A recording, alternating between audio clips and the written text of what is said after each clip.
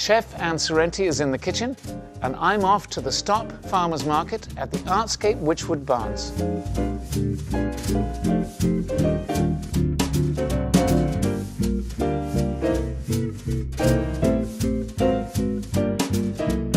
Welcome to Market to Table. I'm Nigel Napier-Andrews, and we're steps away from the Stop Farmers Market at the Artscape Wychwood Barns. What started out as a community food project has grown into this vibrant farmers market, located in the former Toronto Transit Commission streetcar barns. The historic buildings themselves are part of a successful urban renewal scheme created by Artscape. Live-work spaces for artists and regular events like the farmers market make the entire site self-sustaining. The market grew out of an on-site greenhouse and cafe run by The Stop, who provide access to healthy food for the underprivileged. Cities all over the world are finding that markets, particularly farmers' markets, add value to the local economy. Barcelona in Spain has 43 markets with 2,500 vendors serving 1 million people. Turin in Italy has 43 open-air markets and 6 covered markets, creating about 10,000 jobs. 300 farmers commute to the city daily. And London, England, has 99 retail markets serving 8 million people and creating 3,000 jobs. Farmers' markets are becoming big business, and this one is no exception. What sort of fish do you have here today, Natasha? Whitefish, and I had lake trout.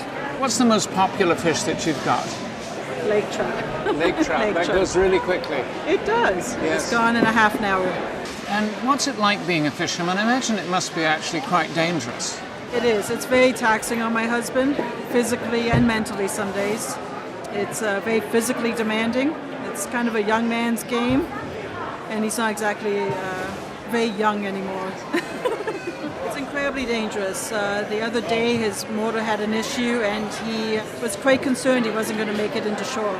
So these dangers, I mean, I don't think people appreciate when they eat fish and it looks nice on the plate. They don't realise this has been quite hard to harvest. It is, and he's out there by himself, and there's been many days that I've walked to the shore thinking he's not going to be coming back and trying to decide when I should be calling search and rescue. But he's always come back. Just, there's been many times I've had that thought. So he's a lucky fisherman He so is far. very lucky. But not all of our fishermen have been lucky in the community. So it's a constant reminder that it takes one mistake. And this whitefish that you're selling, what is that? I don't know what it is. What is it related to? It actually comes from the salmon family. If it's a family tree of the salmon. Outside it's the salmon, and it goes down to like rainbow, lake trout, and then there's whitefish at the bottom.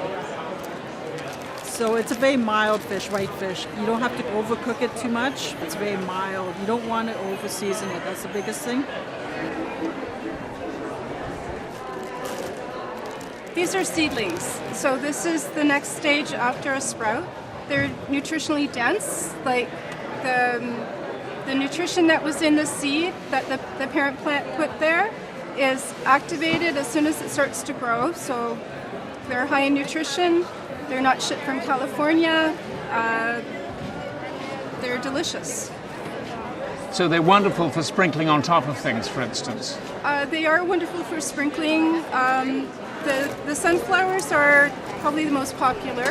They're a staple. They're a very hearty sprout, crunchy texture, mild nutty flavor, versatile. So sandwiches, wraps, salads, garnishes on soup. This is a mix of daikon radishes, hot, spicy, great for, looks pretty garnish. Also, I've been eating it with omelette, like omelets. Look at those little shoots there. And is that what they all start out like? Let me see. Look at that. And that grows up into this. Yeah. And so this is the stage I actually cut at. Okay. Yeah. And how old are these? These were 14 days. 14 days? Yeah. So you never let them grow up? They never get to be teenagers? No, these are always cut before the second set of leaves. 2-year-old. That's got a lot of flavour in it, hasn't it? And lots of proteins and energy. I should be able to get through to the day if I eat some of these. It's complete protein and vitamin B. Everything is fresh. Picked yesterday, so it's fresh in the market today. And I noticed down here you have these bags with flowers in them. I've been doing flowers and flowered petals for restaurants and high-end bars. I sell them in packs. And starting in May, I have lots to put out on the table. Oh, wonderful. Those are so pretty. And what are these flowers? Right now, this is early spring. This is primula and nasturtium, and then there's some baby pansy or viola in there. Oh, my goodness. You grow all these at your farm, and are they in the greenhouses all year round? The microgreens are, and the flowers are outside. The nasturtium is a delicious flower. It's got a peppery flavor, but at the throat, it's sweet where the nectar is, so you get two flavors in your mouth. Listen, I brought my chef's knife along, and I want you to just give it a good edge before we do the show, because it's not blunt, but it is perhaps not quite as sharp as it should be. Can you give me a good edge on that? Certainly. Now, tell me, I've heard that it's important for a chef to have a sharp knife. Well, most certainly. If you have a dull knife, you're more likely to hurt yourself than with a sharp knife. Because you have to push harder, I guess. Peter, I had no idea there were bees in Toronto. Yeah, the bees have always been in the city, so they usually would stay in empty tree cavities or in people's backyards, wherever we put a hive. And then when they don't have enough space, they swarm, and we'll drive around the city collecting those swarms. And if the bees decide to move into your home, so your ceiling or a wall, we'll actually come and remove that hive for you. We don't mix our honey, so each yard is harvested and kept separate. So we have our City of Toronto honey, so we get usually a spring harvest, a summer, and a fall harvest, and each honey has a little bit of a different taste from the different nectars the bees have collected. And then we make our vinegar from our honey. So we make a honey apple vinegar with the honey as well. How do you make vinegar out of honey? We take our honey, we ferment it into alcohol, and then convert that into vinegar using a bacteria. And we age it for at least 6 months, and then we bottle it and sell it, and people seem to love it on their salads. Look at these lovely vegetables, Alma. These are all organic, are they? Yes. This is pretty much what we would call old-fashioned farming. That's what you do, I suppose. Yes, I think that's what you'd call it. Good. Hand picking the weeds and... You pick the weeds out by hand? Yes, that's the only way to do it organically is... So it's pretty hard work. Hand pulling and hoeing. Yeah, we definitely know what work means in the summer. And I'm especially interested in these rainbow carrots. Look how lovely they look. Dark purple ones, yellow ones, red ones. And are there any white ones in here? No, no white ones. I'm going to come and get some of these lovely rainbow carrots later. And you've got kale still, so this is still in the fields now. We're in February. Well, we've got a greenhouse going that we've got the greens are all coming out of the greenhouse right now. We're harvesting. It's always a challenge in the fall to have spring in the greenhouse and fall outside when we're getting the harvest in from the fields, but it's always rewarding in the winter then. Absolutely. But it's still fresh, lovely fresh vegetables at this time of year is amazing, and it's wonderful to have them. What about the kale that's in the field? I guess it's getting a little brown around the edges now that we've had a frost or two. Yes, it's looking a little bit rough. I don't think you'd want to buy it. But it's tasting great because it's very sweet due to the cold that it's gotten. So it's...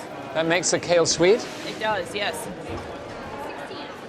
Sean, the name of your company is Fresh and Tasty Mushrooms, so I guess all these are fresh and tasty. Absolutely. I wanted to make it an easy name for people to know what they were getting themselves into right away. What's the most popular mushroom you got here? It's going to be the shiitakes or the oysters. People see them from time to time in the grocery stores as well, so they're a little bit more familiar with it. Sometimes the new mushrooms can be a little bit intimidating, right? But the only difference you'll find is even in our oysters, we carry a few different varieties of oysters as opposed to just the regular blues that you'll find in your grocery stores. Well, let's talk about intimidating mushrooms. I've never actually been intimidated by a mushroom, but I can see that these would be difficult to sort of deal with if you've never seen one before. What are the most unusual things you've got? The most unusual thing I got is when we come to the summertime, and then you get some of the nice things that the forest has to offer you. And that's where the intimidation comes from, because they say you can eat any kind of mushroom once. Certain of them are quite deadly. However, over here, you know, quite safe. It's all the edible varieties. Some of these cinnamon caps, they got that nice, beautiful orange color. Even on the end there, we got the lion's mane. It doesn't even really have the form of a mushroom, right? More of a cauliflower. So sometimes people are a little bit apprehensive because of the eat any kind of mushroom once. Now, these mushrooms here are not the same as those ones there, but they're both sort of coloured. Are these ones the same as these ones down here, or are they different? These ones are the cinnamon caps. The other common name they use for them are brick tops, because of that lovely brick kind of color that they have. Good. They're actually much different despite their similar appearance. As far as flavors goes, I would describe these as more of a medium flavored, kind of a buttery tasting mushroom, and you'll find that the texture on them is kind of a chewy, gummy texture, making them ideal for like stews, you know, and kind of saucy dishes, right, where you want a little bit of texture in between the liquids. These ones over here, they're definitely the punchier of the flavor of the two, which makes them a little bit more ideal for your protein sides. The nice thing about the oyster mushroom is they're a very versatile mushroom. Like, make yourself an egg wash. We dip the leaves in the egg, bread them up nicely, you know, give them a saute, then they get that nice toasted nut flavor, and serve them over pasta, and you'll be coming back next week to give me a high five for sure. My knife's all sharp, is it? The knife is very sharp. Yes, Let me it's have all a ready look. to go. I think it's such a clever idea to have a knife sharpener at a market. I'm so glad I brought my knife in today to have you sharpen it. My bags are full, so let's head back to the kitchen and see what we can make with all this delicious fresh food. We're here in our wonderful Miele kitchen with Chef Anne Sorrenti, and I'm back from shopping at the longest title of a market in the world, the Stop Farmers Market at the Artscape Wychwood Barns. Can you believe it's such a long title? What marketing? Anne, what are we cooking today? Today we're going to be cooking Ontario Georgian Bay whitefish wrapped in double smoked bacon. Wow. With some roasted root vegetables. Okay. And a cinnamon capped mushroom duxelle. And I see here you've got a monster great vegetable that I'm terrified of. What are we going to do with that? Well, we're going to dice this up. Well, you're going to dice this up, Nigel. That is heavy, isn't it? It is quite heavy. This is a butternut squash. I know It that is a because I butternut bought it. squash. And I'm going to give you the bacon and the I fish. thank you.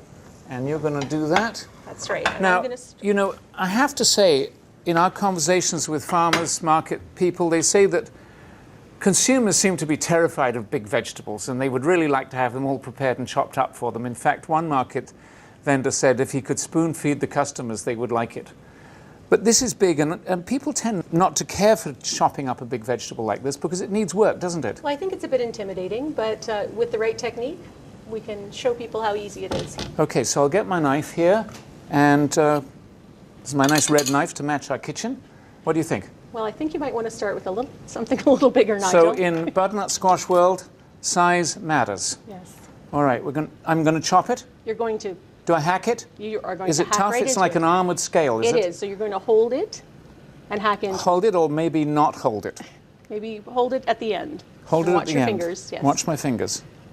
Okay, folks, this is one take wonder. There we go. And push Not right bad. through. That's it. Wow, but that was hard work. That was hard, but that's a big chop. Now, how am I going to peel it? You're going to show me. Oh, from that side, okay. Right? You're going to go ahead and start that, and I'm going Yes. to start over here All right. with some other chopping. And we're going to pick a little bit of herbs. Actually, it isn't that hard to peel, is it? Just It's really not with a good No. peeler. this is a good peeler. You know, the thing I really like about farmers markets, Anne, is that when you go shopping at the farmers market, you get to know the vendors, you get to know the food, and you get to know where the food came from. And the wonderful thing about our fish is that Natasha, who sold me the fish, his husband, Andrew, was actually out on Georgian Bay in the winter in a little tiny boat with a little outboard engine on it, catching this piece of fish. That's So right. this fish came from Andrew the fisherman on Georgian Bay. Right to And your table. So that would be good for quite a few portions there, wouldn't it? That's right. So we'll just keep half of it. You're going to be mixing that with some heirloom carrots. Okay, I've got to peel more stuff. You do. Oh gosh, it's all work in the kitchen, isn't it? These are beautiful heirloom carrots. They are. Did you know that originally carrots were not orange, but actually red? Oh, I didn't know that. But I did know that carrots came from South America And the Spaniards brought them back to Europe at around the time of the Spanish colonization. And so they're really not a European vegetable. But they become very popular. And at this time of year, when we're talking about seasonal food, that's pretty well all you can get is squash, root vegetables. Maybe, if you're lucky, they've still got some kale in the fields. Yes. I'm just starting the beurre blanc right now. Oh, beurre blanc. So this is... now, that's not something shallot. I'm good at, so I want to peel my carrots quickly and then watch what you're doing. What I'm doing right now is I have some white wine. And is that a good white wine or just old sort of white table wine? Well, it's a good white wine. I believe you should, cook with what you like to drink. Okay. It does affect the flavors of your food. Are we drinking wine while we're cooking, or are we sort of being sober at this hour of the day? Can. So I'm just going to be reducing the wine in the white wine vinegar, shallots. With some shallots? We're going to cook that down.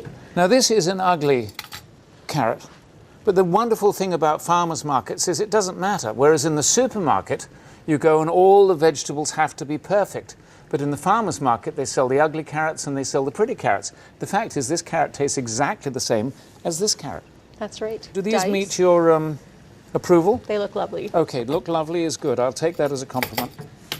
Now, I'm terrified of this monster knife you've given me. I'm going to give you that back. Okay. I've got my own chef's knife over here, which I'm more used to. I'm working on the cinnamon cap mushrooms right now. Oh, yes, and those are delicious, by the way. And Sean, who sold me those, said that I was to be sure to tell you that they're called cinnamon cap mushrooms, not because they taste of cinnamon, but because they've got cinnamon color in them. And they're a lovely wild mushroom, and they've got a really interesting earthy flavor to them. Oh, I'm finally through. You're through. That's just because I'm weak. And I'm going to chop this up into little squares. Is that how you'd like it? That's right, into a dice. A dice. And what I have going here is some olive oil and butter. We ensure that the butter doesn't burn, okay? So you add a little bit of oil. No burned butter on market to table. No. We'll get some nice Ontario garlic. One of our vendors told us that he grows garlic because it's easy. He just puts it in the ground in the fall and harvests it in the spring. I can't believe it's really that easy. Well, every fall I cook in the Toronto Garlic Festival. Right. And it's amazing to see the varieties of garlic. We only ever see one or two at the grocery store, but there are multiple varieties. Well, even at the farmers market, I think they had maybe 20 varieties of mushroom on display. Oyster mushrooms and some weird mushrooms that look like little brains, and brown mushrooms and grey mushrooms and white mushrooms. And it was just so interesting to see that. I mean, I can see why people are scared of squash. It's a hard vegetable to chop up. Now, Chef, would you say I've done a reasonable job on that? I think you're great there. Okay, good. And now what about the carrots? How do you want me to prep the carrots? The carrots you can just split down the middle and then cut in about the same size piece. Okay, take their tops and tails off. Keep everything neat and tidy. Yes, please. Now, do you find that these darker carrots cook at a different speed to the lighter carrots? No, not at all. No? No. Okay. But they taste slightly different, I think. They can be a bit sweeter at times. Yeah? So I'm now just going to whisk in the butter. Yes. I've not been The able to sauce. watch what you're doing at all. That's okay. But what are you doing here? So I've added cream, Yes? and now I'm whisking in butter. I must say, these little mushrooms you've snuck something in there when I wasn't watching. What else is in there? Rosemary and thyme. Rosemary and thyme, two traditional herbs, but A little bit of chicken stock. Absolutely, a little chicken stock in there. That is absolutely brilliant, and it smells so good. And we're just going to add a touch of cream if I could now share at the that end. with you. We've turned the pan off Yes. and just add a little touch of cream to bind it up and a little splash of wine. Do we need to stir it? We need a spoon. I don't toss have it. one. Toss it. Oh no, I'm not risking tossing it. It might end up on the floor. But I know that chefs. Do you go to tossing school to learn how to do that? Is just No, years that's of really, practice? it's really trial and error. It ends up with a lot of stuff on the floor before you Right. get to the, there we go. Okay, good. And we do have a wooden spoon here. If you want, you Right. can give it a little stir. Okay, thank you. Thanks. And I have to remember that handles get hot as well. In one of our right. shows, I sort of seared my hand along with something else that we were searing. But I managed to not scream because it's mandatory in the kitchen to be brave. I understand. It's true. You learn how to tolerate. You have to tough it out, Nigel. Yes, you have to tough it out. I'm just going to keep whisking in the butter. So it's would you cold think butter. just once down the middle or Once down the middle? like that? Sure. Let's see what colour these guys... You see, that colour doesn't go all the way through, does it? Nope. Interestingly. So it's purple on the outside and still a carrot on the inside. And here's what I'd say for safety's sake. Yes. You're going to take some of this off your board so Okay. you have space. Otherwise, you could potentially cut yourself. So you could throw some of that squash right into the water. Oh, good. Okay, I'm going that's to put where a we're bit going. of salt there. Yep. Okay. There we go. We're just going to blanch it off. So that blanch, by blanch you just mean we're going to cook it for a few moments? Par cook it, right. Is that all we're going to need? That's all we'll need. Okay, so I cut up a bit more than I needed. And then, the thing did I? about that is that, you know, that will now store in your fridge and you can keep it for other use, make a soup. Yes. All right, well that we'll do later. Meanwhile, I'll try to get the other half of this carrot without damaging myself. Well, I'm not doing too badly here. No, you're doing fine. I'm looking for an assistant. I'll tell you what, Anne, don't call me. I love to have fun in the kitchen, but you know, you do this for a living and I just do it to make a meal and have fun. And this meal is looking spectacular already, and the smells that are coming out of this are just wonderful. I'm going to cut up some apple as well to Okay. go with our root vegetable. Lovely fresh Niagara apples. Yes, I believe these are Gala. So I'm almost done now. We're whisking in all the butter. Yes. So then this sauce will be ready. We'll Outstanding. just put it off to the side. We're going to drain the squash. I can do two at once. I'm a man. I can handle more than one thing at a time. And we're going to just pop those into the pot. Yes, please. The carrots won't take as long to cook as the squash. I promise not to spike you with the knife as we go across. Thank you. So some butter in the pan, Yes. which is getting warm. Should be sizzling. There it is. Oh, it's quite nice and warm there. Okay, and we're going to add a tiny bit of olive oil to prevent the butter from burning. Oh, that's a clever trick, yes. Okay, I'm Just going to melt. just go over and drain out the water. Okay, I'll be off you bringing go. it back to you to start sautéing. Thank you. You can't have enough butter in the kitchen, can you? It's not particularly good for our waistline, but by gosh, it's good for the taste, isn't it? Certainly is. I think this needs the old chef technique of A bit tossing. of a toss. Yes. Oh, there you go. Look at that. And then we're going to throw in official some apples. Apple. So this Wonderful. just shows you, though, that I think a lot of people think that in the winter, Yes. you know, things are dull and boring and, you know, you're not going to find anything at the farmer's market that looks fresh. But if you look at the colors here, they're absolutely beautiful. Yes, they are. know, what a great just little coloured feast of the heirloom carrots, and you're putting in a little bit of what? Rosemary and thyme. Rosemary and thyme, which we chopped up earlier We and did. mixed in. That It is gives it a nice so earthy nice. flavor. I'm not going to try tossing that because it's going to end up on the floor. I'm going to use my spoon to stir, I think. And we're going to add a little bit of Ontario honey. Now that honey comes from Toronto Bee Rescue, and these people go out on when they're called and rescue swarms of, let me just get the rest of that from my There we go. spoon here, yes. They rescue swarms of bees that might have parked themselves in an inappropriate place in a homeowner's garden or somewhere where they're not wanted, and they rescue the bees and they take them to an apiary in Downsview Park, put them into a hive, and the bees are happy, and they make wonderful fresh honey. Look at that. We'll put them in the oven to roast. Not Not knocking together. it all on the floor. Yeah, let's not There do we that. go. Let's not break the Mila kitchen. Okay. Now this is delicious Ontario bacon. Again, organic bacon, raised on a farm, and the vendor tells us that this bacon is from happy pigs. They've been well treated. They've been able to run freely in the fields. And by rooting around in the fields and eating what pigs eat naturally in the fields, this bacon has a wonderful flavor to it. And it And- is par cooked right now. Okay. So earlier you could smell it cooking. It was amazing. We could, yes. Yeah. It was a great, great smell, bacon. And par cooking it is so because the fish won't take very long to cook. You want to get a nice crispy bacon. So you Yes. just start it. I've seasoned the fish, salt and pepper, wrapped it with bacon. It's going to go in the oven now. Fantastic. Now, let's coordinate this better. 1, 2, 3, And here in we go. We can check on our squash at the same time. Which it's is looking starting to lovely. look really lovely, isn't it? Okay. So we'll come back in 10 minutes' time and And it'll be magically everything will be ready. What do we got left to do? We're just going to wilt our greens now. Now, meanwhile, here's our mushrooms. They're doing really well. Our sauce is over here is already, and these are just We're all wilting ready. away. Yeah. Now, these are tougher greens than say, spinach or summer greens, aren't they? They are. Sort of... That's why I'm going to add a touch of water Right. just to give them a little bit of help to cook down. Oh, listen to that. Now, Swiss chard has got very colourful stems, which I guess will add a bit of colour to our thing. There's our oven talking to us again. And look at that. Let's move this out of Absolutely the way. outstanding. Lovely fish wrapped in bacon and ready to go on the plate. And what a plateful of Ontario winter goodness. Look at that, Anne. I'm so thrilled with that. That's just turned out really good. We're going to start with a bed of greens, A bed of greens. and that's where the fish is going to rest.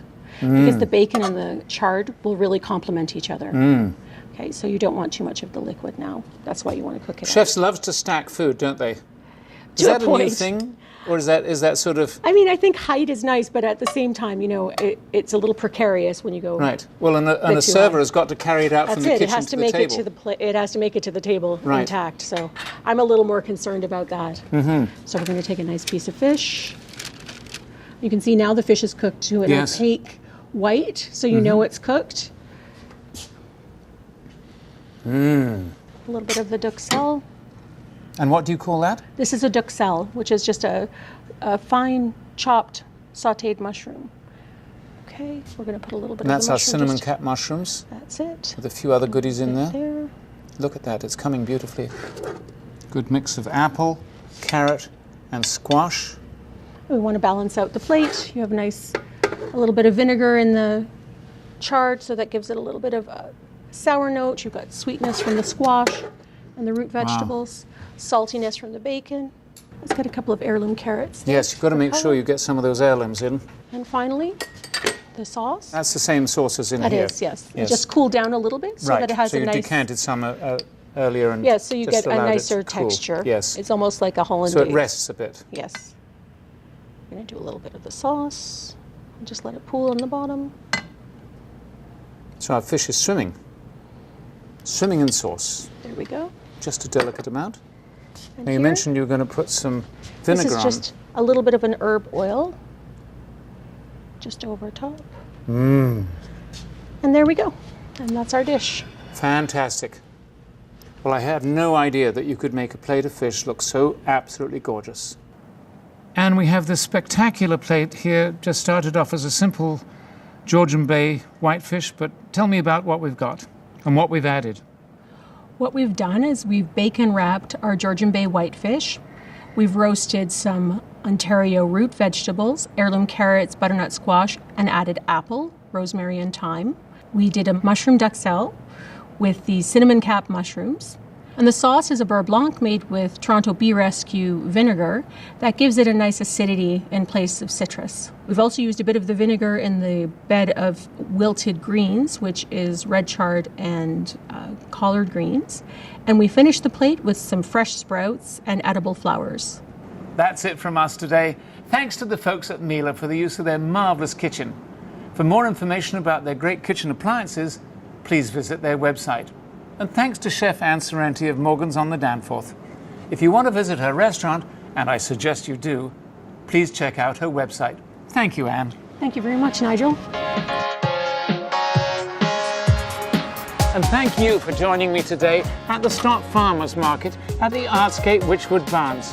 For more information, check out their website. And don't forget to visit Gentleman's Portion for recipes and all sorts of extras about the show. We'll see you next time on Market to Table.